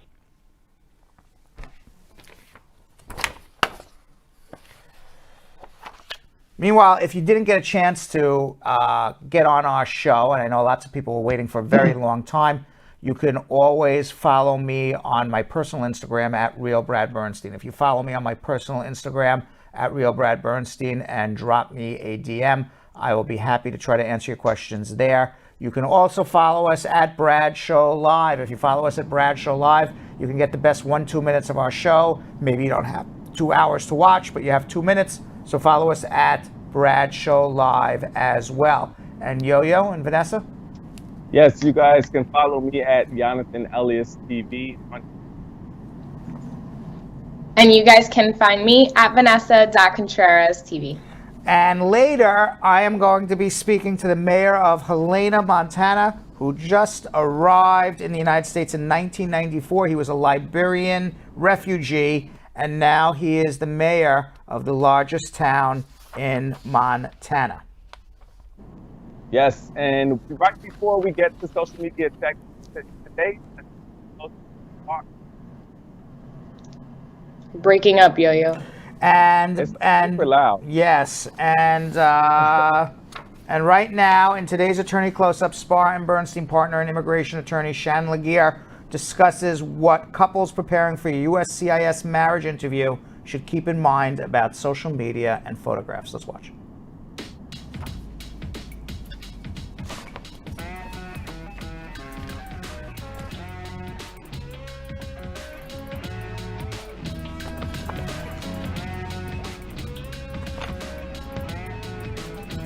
Social media is a new concept that's going on with immigration. Really, really interesting. I tell people be careful about social media for so many different reasons, but for immigration, the officers do go on. They'll go on to your social media page and look to see. So they're looking at the pages, and there are some basically, they have each other on each other's pages, which is wonderful. And also that basically shows to the officer, like, okay, I see family, I see that they're posting to one another, they're basically tagging one another, and these are things that the officers look at. I also tell people to be careful too because of the phone, right? So I've had experience where I was in Boston last year and it was a marriage interview. The officer was wonderful, right? The officer's just talking, vibing with the client, and then it seems like they went to a vacation spot in the US that also the officer had gone to. So the officer's like, oh, asking questions about that particular vacation spot. And then he's like, do you have pictures? And he was like, let me see your phone. And then she takes out her phone and I was like, okay, I hope she has pictures. And she did. But imagine if they were conversing and this was a lie, and then he's asking for pictures and they didn't have the pictures on either phone. That would have been problematic. All right, let's do something we like to call social media check-in. Yo-Yo, Vanessa, what do you got? All right.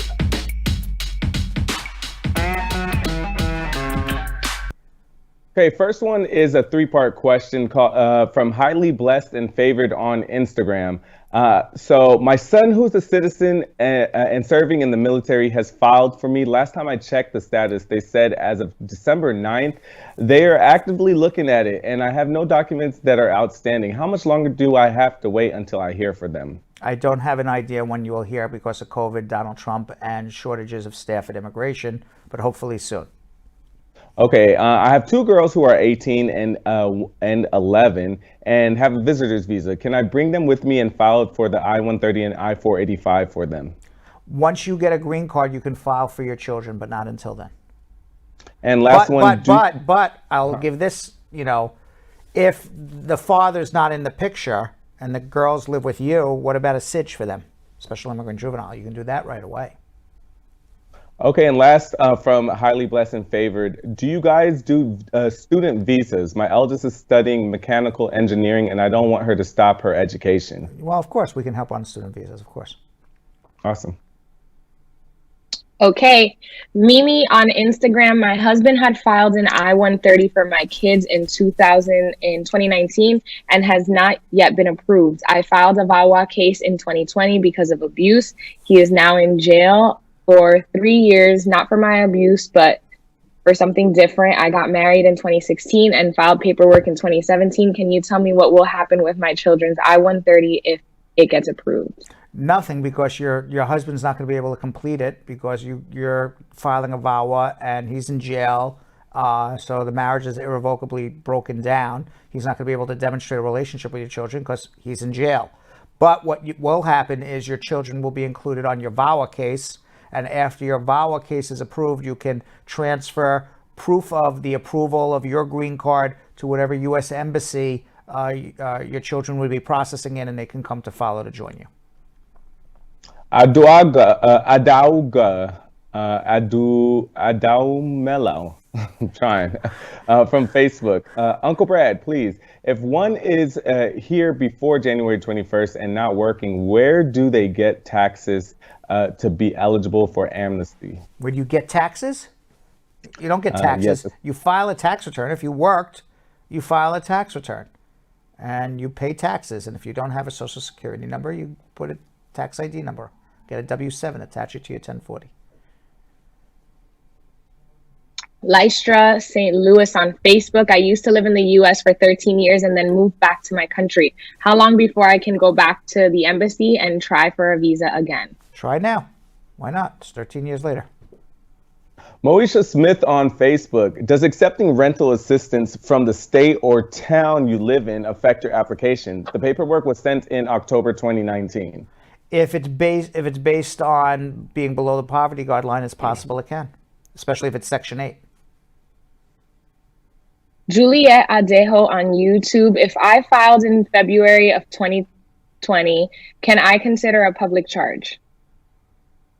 It depends when in February 2020 the public charge. February 24th. Yes, it was already in effect at that point. You fall under the new laws. Everyone's a public charge even before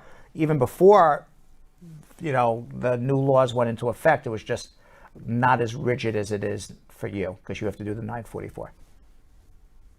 Laverne Parker on Facebook.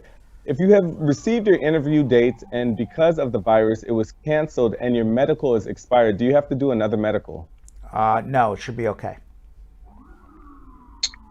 Katrina Carter D. Simone on YouTube. If I'm married and I've been here 3 years filing for my citizenship a few days before the 3 years, should I be worried if I filed a few days before the 3 years? No, because you're allowed to file 90 days before the 3-year mark of you having a conditional or permanent green card or some combination of the two, as long as you're in a bona fide marriage with a U.S. citizen. Fiona Campbell on Facebook. I filed for my son and he's over 23. He has his visa appointment date, but cannot do his medical. Do you think he'll receive another date? Well, go for the visa appointment and they'll ask him to bring in the medical after. Jacobson Francis on Facebook. I'm about to file for my removal of condition, but my wife owes taxes. So we are thinking of filing separate but married in order to get some return. Will that affect us? Yes, because you're supposed to have a joint tax return. Why? Because you're supposed to have a joint economic relationship. So if you're filing married, filing separately, it can cause problems in the sense that immigration may not believe it's a real marriage. Marie Brown on Facebook. I petitioned for an I-130 for my daughter and from October 2019. How much longer do I have to wait? I only received a receipt notice. I don't know if is she a citizen? Is she a resident? How old's the child? Do we know any of this? No. I don't know what to tell you because you haven't given us enough information. Vanessa. Hema Carmen on Facebook. I am over 26 years old and pay my taxes every year. Can I get my green card? Not because you're over 26 and pay your taxes. There's no law that says I'm over 26 and pay taxes, I get a green card. That's not how life works here. But maybe there's other options for you, but that would not be the option. Two more.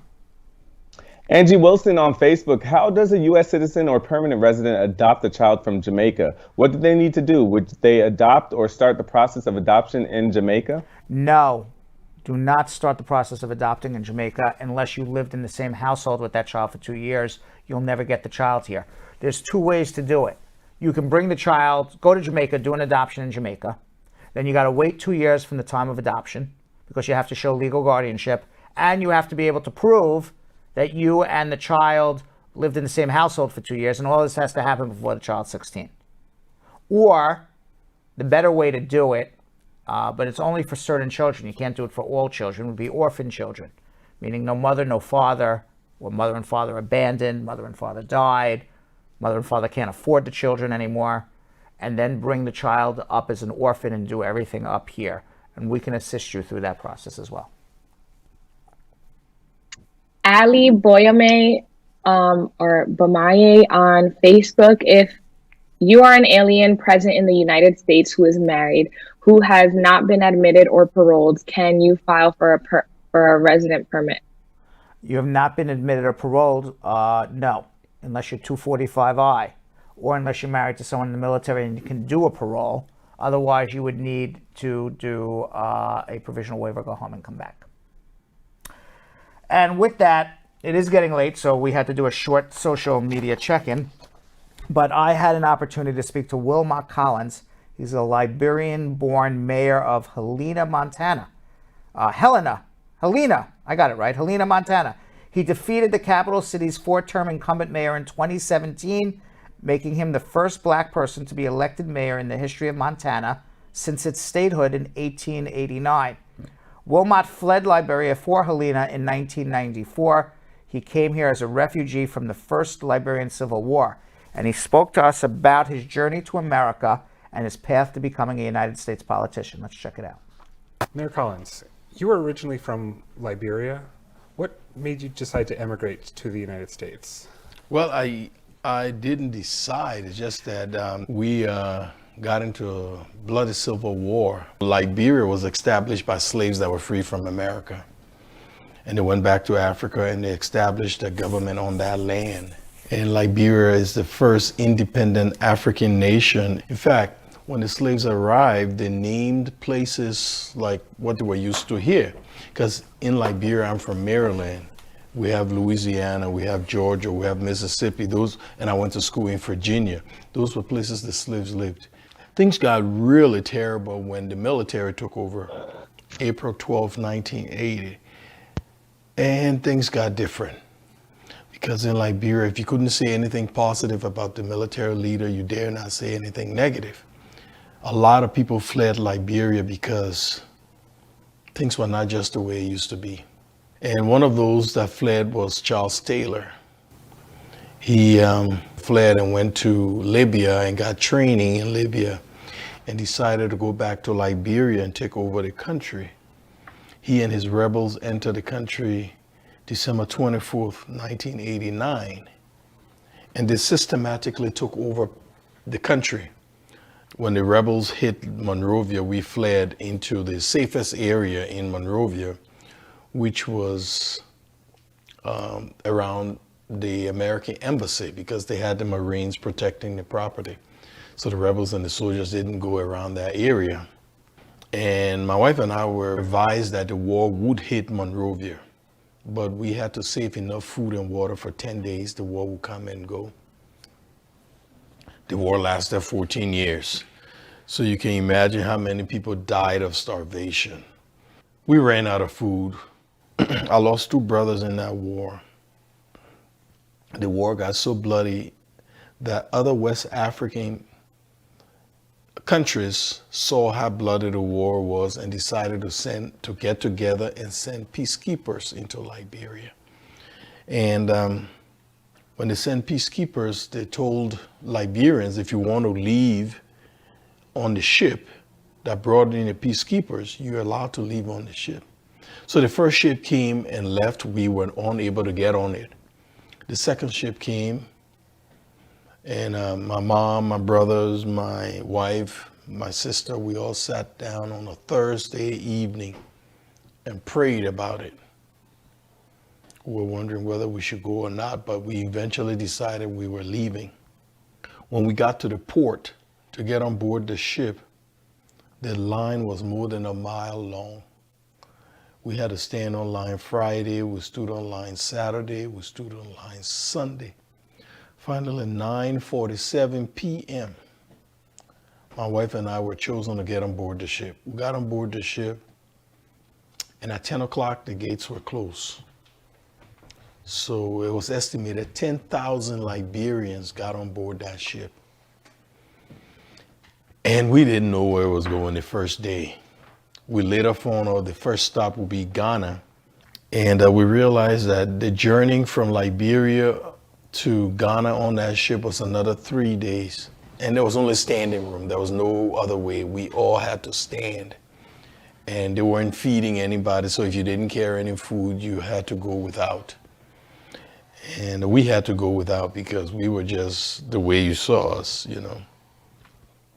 The first morning we were on board the ship, we heard a lot of crying, wailing, just to realize that people's loved ones had died the night and they had to dump them overboard because there was no way they could keep the body. They didn't know where they were going. They didn't know what they were going to be doing. There's no way they could keep the body on board.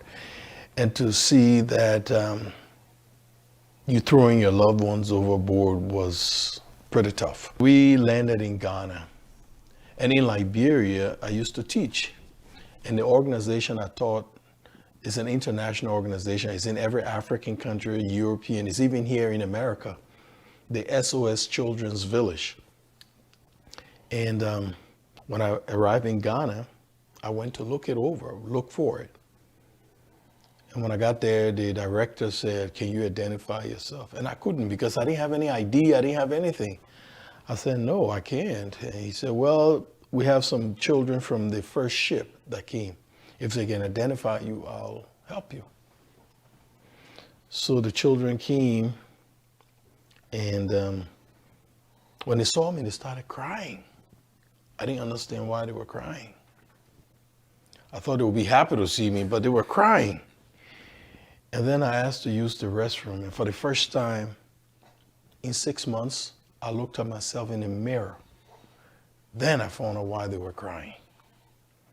When they knew me, I was 172 pounds. That day, I was 92 pounds. 92 pounds. So I was dying of starvation. I was hospitalized for 7 days. After I got out of the hospital, because I used to teach, he put me in their local school. I started teaching again.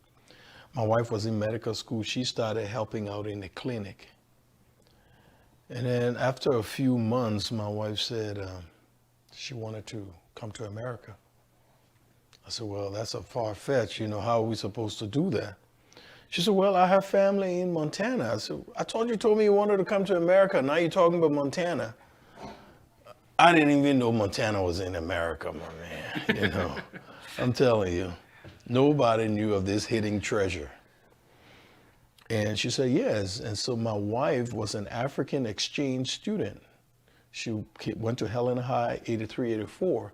In fact, she and Governor Bullock were classmates. So she went there and she graduated and went back to the university. That's when we met. And she contacted the host family she lived with while she was here, Bruce and Joyce Knoxheim.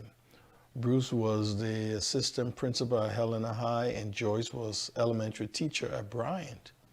So they were more than willing to help us, but they didn't know the process. So they contacted Carey College, awarded my wife a full scholarship to do nursing. And we jumped at it. We said, yeah, great. So about 2 weeks before she was to leave, she started getting really, really sick. And I took her to the hospital, and the doctor comes out, "Congratulations, Mr. Collins, you will soon be a proud father." I'm like freaking out. No, my wife has a scholarship. She's going to America. He said, "Well, she's pregnant also." So, and this time it was tough because I didn't mind my wife leaving, but then she was leaving with my child, or our child, and I didn't know when I would ever join or see them. So we talked about it, and she thought the best thing was for her to come. So I finally agreed, and she came. She went to Carey. In the meantime, I was in Liberia trying to join them, and I realized the only way I could join, I had to register as a refugee with the United Nations. And so I did. I registered, and that process took me 2 years and 7 months. When my wife left, it was 1991, and by this time it's 1994. When they told me I had finally passed, I called my sister. I said, "Hey, I'm coming to America." And the first thing she said, "You don't want to go to Montana." I said, "Why? My family's there." She said, "I was there in November, and it snowed 4 days, and I didn't see any black people." So I said, "Well, my family's there. I got to go there." But anyway, when I landed and saw my daughter for the first time, it was an emotional time, you know. When I saw my wife saying, "There's Daddy, go to Daddy," and she, slowly, I didn't want to startle her because I knew she didn't know me, but she came running to me and hugged me, and man, it was pretty emotional. We moved in with the Knox Times, so that's where I lived. And I got a job my 3rd week here, so started working. Wow. It seems like you were pretty welcomed here in Montana. Oh, most definitely. With the people, I met a lot of decent people. So that's what kept me going.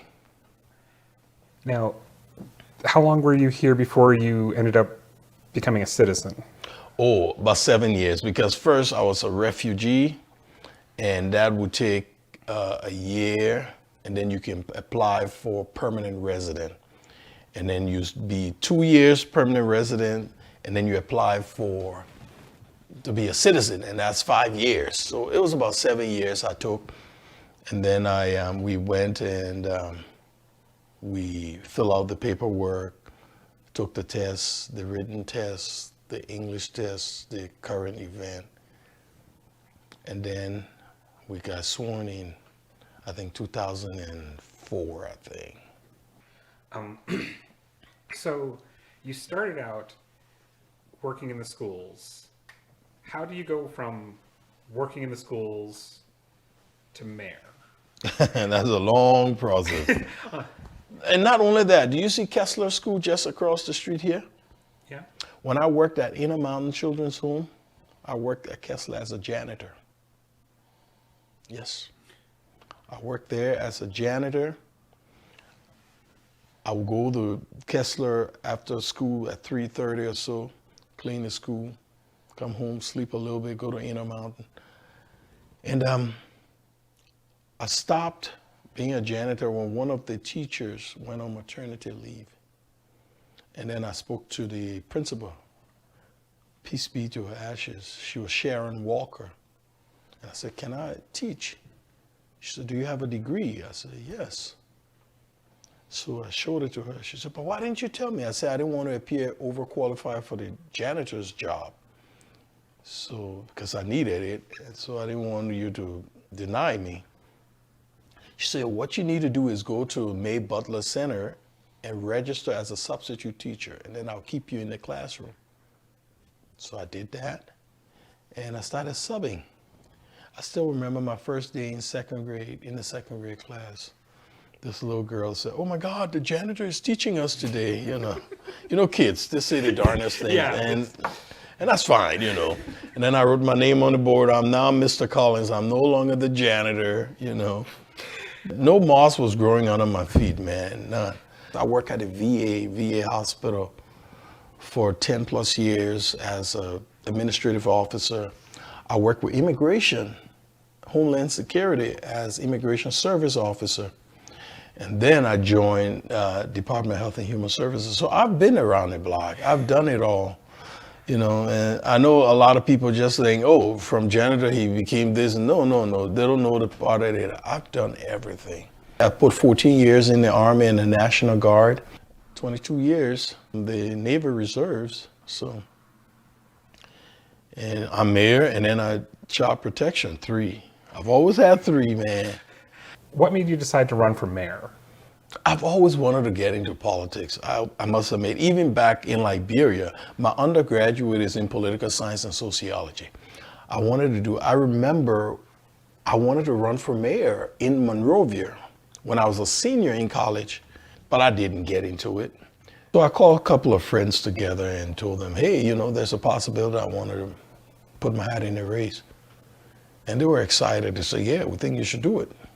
So, so you were running against a 16-year incumbent mayor, and you won. You're the first black mayor in the 128-year state history as Montana as a state. So what do you think it means for Montana and in the broader sense that you, a man of color in a very white state, former refugee, an immigrant, you were able to win in what is Trump state? My winning brought a lot of different things out. It told us a lot of things. Refugees are not what you say they are. Montana is not what the rest of the world think it is. And so, yeah, a lot of things came out of my winning. So since you've come to the U.S., have you been back to Liberia? Yes, I went back once. I took my kids, I think about 8 years ago. I took the kids back to where we grew up, to show them where we grew up. I took them back to show them their uncle, their aunts, their cousins. They had never seen any of them. So so there are still friends and family back there? We've had democracy now. We've had a transition of 2 governments. But in the United States, we have pretty close to maybe 100,000 Liberians in this country who have been here for 30 years because of the DED program. 30 years. They have homes, they've built lives here. And all of them have American kids. All of them have American this, American that. Are there any words you'd have for the immigrants out there, people who are, struggling? I always tell people, America is the great equalizer. If you work hard, there is no way you won't make it. I encourage other immigrants to continue to work hard, stay clean, and do the right thing. Because if you can do those things, there are brighter days ahead. What's your American dream? You know what? I'm living it right now. I'm living my dream. I have 2 kids. They were born here.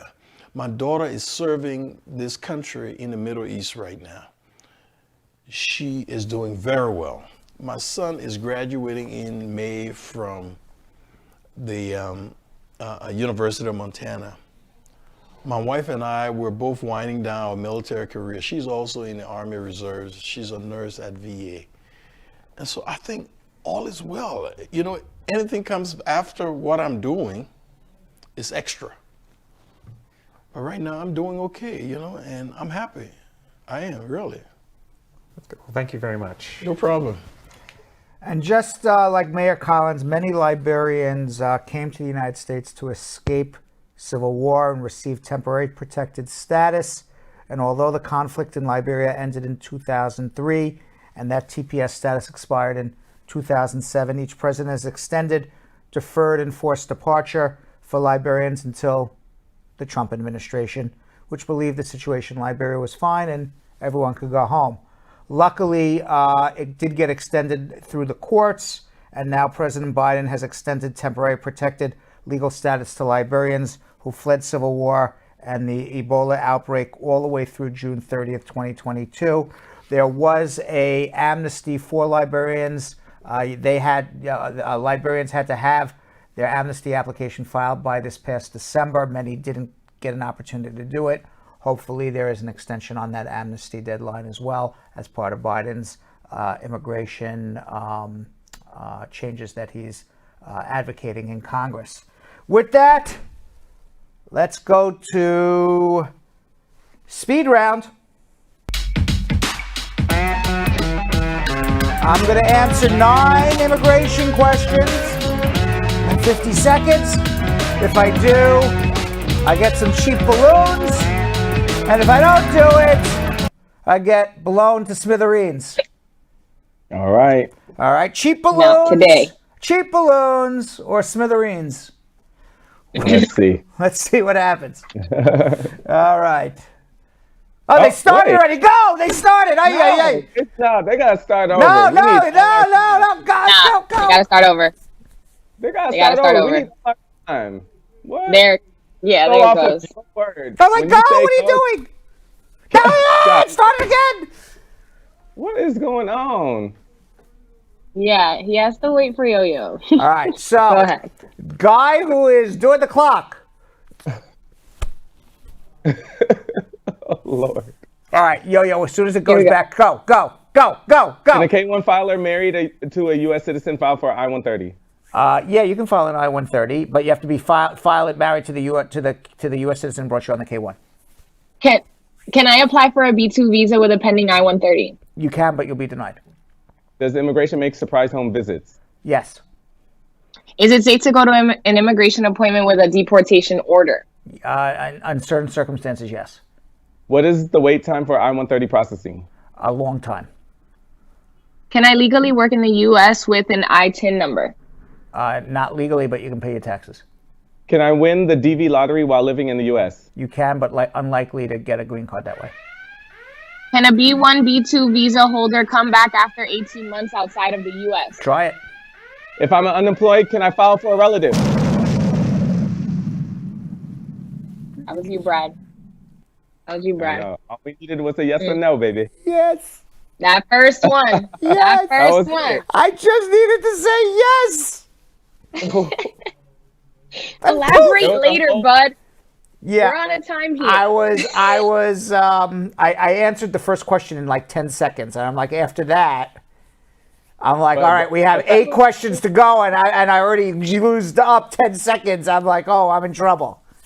But the fact that we still got to the end and all you had to say yes, that's pretty good. I know, but I still got blown up. It's not, it hurts every time. Let me tell you something. It's not pleasant. It hurts every time. All right, comments of the day, guys. Comments of the day. Next time. Comments of the day. Here we go. All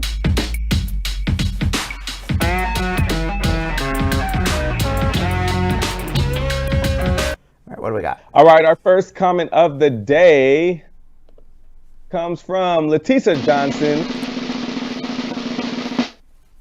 saying, in the beginning, God created the heaven and earth, and immigration king Brad Bernstein. For unto us, this great man has been born. Love you, sir. Wait, did I just get added to the story of the Bible? Yes. I just got added to the story of that could be the best comment I've ever heard. They've added Uncle Brad to the story of the Bible. Wow. Thank you very much. They took you back to... I appreciate that you think I'm heavenly. I'm not. But to BC here. Yes, but thank you very much. Adam, Eve, and Brad. Yes. All right, next. Okay, our next one comes from Wet Sugar Donna, saying, thanks again, Brad. I know your information is accurate. Oh, that is very true. Thank you very much, Wet Sugar. Yes. And our third one comes from Carol Anderson, the Tiger, saying, Brad, I have to get you a teacup because you love tea.